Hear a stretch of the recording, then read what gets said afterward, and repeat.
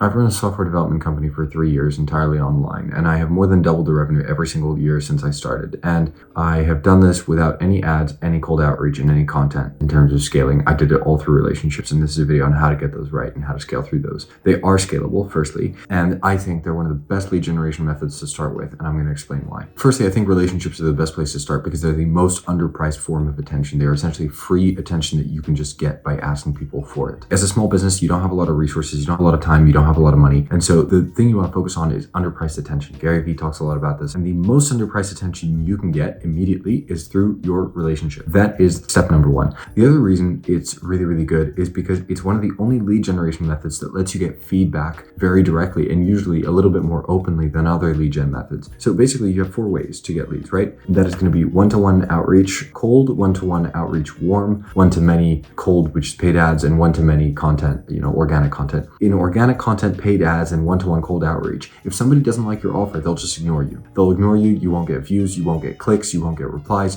whatever it is, you're not going to get any feedback. The relationships are the one channel that you get where you can actually ask people, hey, I want to sell you this thing. If you don't want to buy it, can you at least tell me why? And that's super, super powerful. Relationships cut you slack. There are all kinds of reasons they're great. They're not the way to infinitely scale a business, but they're absolutely the best way to start because you can test an offer and it doesn't have to be perfect. And it's one of the cheapest forms of attention that you can immediately get very, very quickly. This is also why I think content is the next way of essentially getting leads to start with because it's very, very cheap attention. Content is also relatively underpriced and something that I'm trying to do more of now. It's very important to do the right type of content, I will say that, but the same thing applies. It's cheap attention, but relationships are better to start with because you get a lot more feedback than you do with content. This moves us on to the second part, which is, okay, how do you scale relationships? I had a guy who recently, he came to me and he was like, oh, I got a client from a friend of a friend. I want some lead generation system because you can't really scale friend of a friend things. And I'm like, well, yeah, you can if you just have more friends. That sounds a little bit silly, but it is true. It's like, I have a CRM. I have those people on different rotations as in like 14-day, 30-day, 60-day, 90 days. And I track when I last met them, what we talked about, things like that. And they'll bubble to the top when I haven't spoken to them long enough. I've literally created systems to help me maintain in contact with more people and more friends. Literally having friends, having relationships is a part of my job. I'm in a B2B services business, which is often very relationship-based sales kind of stuff, which is exactly how I scaled. And it's one of the best ways because I can test offers. One of the things that I need to do right now is I need to develop a more specific core offer. And my relationships are allowing me to do that without immediately losing leads. I won't burn a really high value lead and I can still hold trust with them and have a relatively high closing chance, right? Rather than having to spam 10,000 emails, which is going to be automated and it's probably not going to get any replies because I probably don't have a great offer to start with. And I get no feedback on my prospects about why they don't want my offer anyway. And in terms of like, how do you actually scale this? I talked about a system to like stay in contact with people. How do you meet more people? You can sometimes start relationships from cold outreach. So I will say very targeted cold outreach can work. When I say very targeted, I'm talking about find one person, stalk them online, find out what they like. There's a guy who I found in London who I wanted to meet. I found out he liked Game of Thrones. I found out he liked this anime show. I found out how his company story was. And I made him a video of myself and I did it on Loom on my computer. It's not that fancy. And I just said, hey, listen,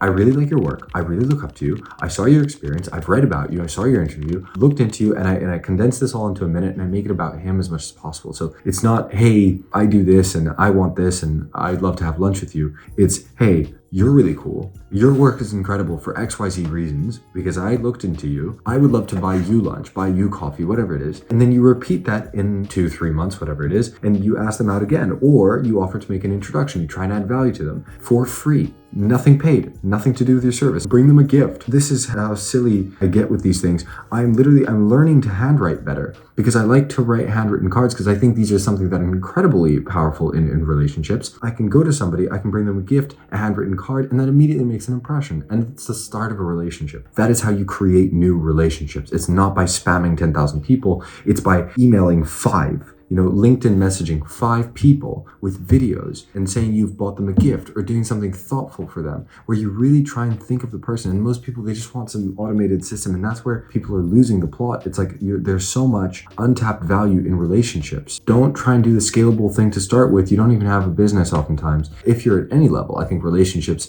are really what can propel you. And I think, that's why people say like talent is the unlock, whatever, but it's all through people. And if everything is done through people, it is logical that you should should work on those people skills and how to start new relationships. I think those are really worthwhile skills. That's a bit of a tangent. But anyway, you scale it by starting relationships with the right types of people. And you don't need that many. You just need a handful. This is specifically relevant to B2B services, but it applies broadly as well. That is a playbook on how to get clients without ads, without cold outreach, without content. It's just relationships. Find relationships with the right people. If you don't know what to sell, look at who you know, who do you already have relationships with, and what do they possibly want that you can sell to. Create a relationship. If you have existing clients, create relationships. Clients who just give you money and you give them the service are just clients. They don't have any relationship with you as a person. That is what you want to create. It is such a powerful tool. If you're scared to approach them for a relationship because you know they're mad at you, that's probably because your service isn't good enough. And that means you have another problem on your hands, which is you've got a shit company and you got to fix your service first before you start trying to grow and scale the hell out of that thing, because you're throwing money into a black hole if your service is shit and you keep churning customers. Make your service good first. Talk to your customers about why your service is bad.